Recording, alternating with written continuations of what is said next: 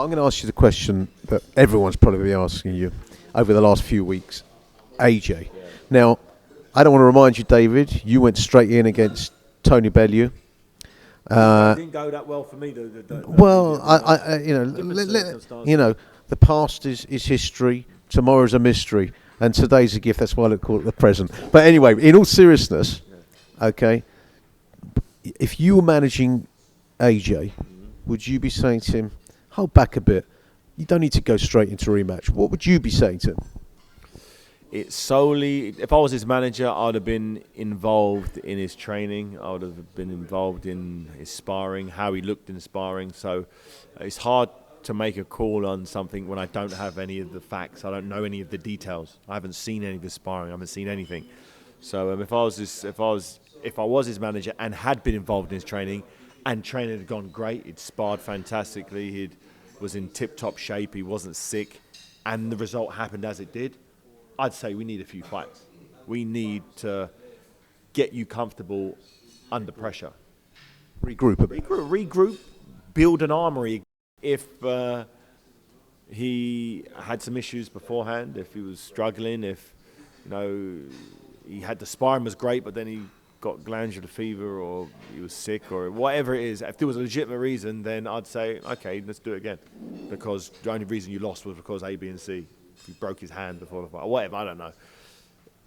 Then I'd go straight to rematch. But if I was the manager, I'd know one way or another which to do. And what I think I knew, Andy Joshua would know 100 times more. He knows in his mind, he knows in his heart what happened on that night. He knows whether Andy Ruiz Jr. is better than him. Sounds crazy. Does he win the rematch, in your opinion? If Andy Joshua is better than Andy Ruiz Jr., he wins the rematch. If he's not better, if Andy Ruiz Jr. is better at boxing than AJ, then Andy wins. It sounds as simple as that. Sounds it's kind of avoiding the question, which is what I wanted you about. Whoever is the better boxer, because at the moment, we don't know. We don't know who's the better boxer.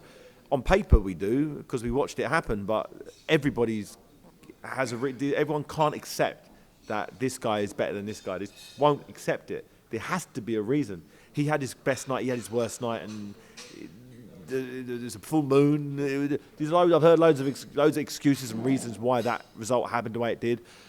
We find out everything we need to know in a rematch. If the rematch happens, then Joshua walks out there and does what he normally does. Bish, bash, bosh. He goes down, gets up, bam, bam, bam, bam. Referee stops the fight. Okay, we're back on track now. We know what happened. You had a bad night. That's all that happened. Now let's see the winner of Fury and Wilder face off the undisputed champion. Let's put that down to just shit happens. You've got some great up-and-coming guys coming up. Daniel Dubois facing Nathan Gorman. Excuse me. That's going to be an interesting fight. I'm really looking forward to that fight. That's a fight that doesn't happen. Who do you fancy? It's a literal 50-50 fight. You've got the punch output of Nathan Gorman. I know Nathan a little more than I know Dubois. I've seen him up close. I've watched him sparring. He's done a lot of rounds with Joe Joyce, and I was very, very impressed. Very impressed with Gorman. What Ricky Hatton's done with him. He's given him. He's kind of given him his style, his high work rate, his left hooks to the body, left hooks to the head. It's real classy stuff. He's a punch output you don't normally see in the heavyweight division. He reminds me a little bit of Andy Ruiz Jr. Not physically, but in terms of his punch output, the way he throws punches in clusters, in bunches. It reminds me of the way Andy Ruiz Jr. boxed. And I think that gives that type of style gives the modern day heavyweight who's used to having lots of room and lots of space problems. It's something that's difficult to replicate in sparring and training. But Dubois has that equaliser. He's got an equaliser. I've seen it firsthand. When whatever he hits seems to turn to dust. He's got them. Whatever he hits, he destroys. He destroys it. Exactly. He really does. And when you got that mix of styles, Gorman's a big hitter. He's got a big left hook, but not as single punch power. You got to go with. But in terms of skill and punch output, the volume of punches and looking comfortable under fire, you got to go with Gorman. So it's a perfect blend and mesh of styles, which doesn't happen that often. The fact that Frank Warren has put both of these young young what are they, 23 apiece? What are they? 21 is Dubois, I think.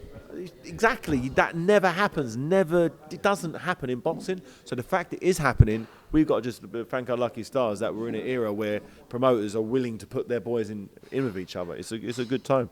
Well, this is the Plum division now, and I'm looking forward to seeing your man Derek Chisora fight. That's going to be a great night, and of course everything else has come out. David, thanks ever so much for your time.